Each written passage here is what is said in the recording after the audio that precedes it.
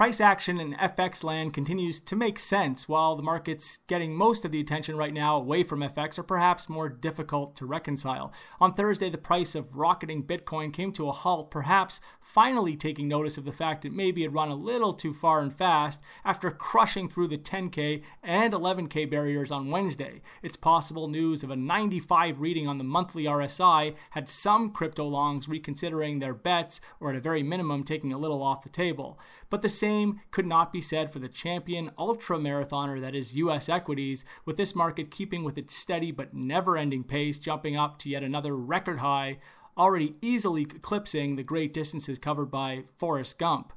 There wasn't anything to really point to as far as today's stock market run went other than blind momentum and the breaking news that there may be tax reform in the U.S. On the data front, U.S. personal income and spending were soft, while core PCE was as expected, with mild upward revisions to the previous print.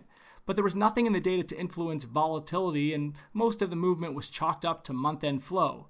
The euro suffered a round of early setbacks on softer Eurozone CPI, but was able to recover into the U.S. session as medium and longer-term players continued to take advantage of any dips in anticipation of a world beyond tax reform where the U.S. dollar is looking even gloomier, particularly with U.S. protectionism and soft dollar policy to creep back in. The pound continued to build on its lead, now within range of retesting that 2017 high from September at 136.60. There is every expectation the Brexit bill agreement will be formalized, and this puts the UK currency in an even better position into 2018.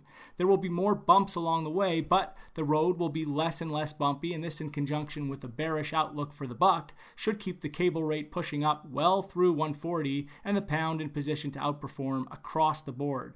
There has been a clear separation between major FX and the rest of late. As we've highlighted, the price action is making sense, with risk-correlated currencies more sensitive to the realities of policy normalization than risk assets outside of FX. Throw in softer commodities prices, and these markets have been looking even less attractive of late.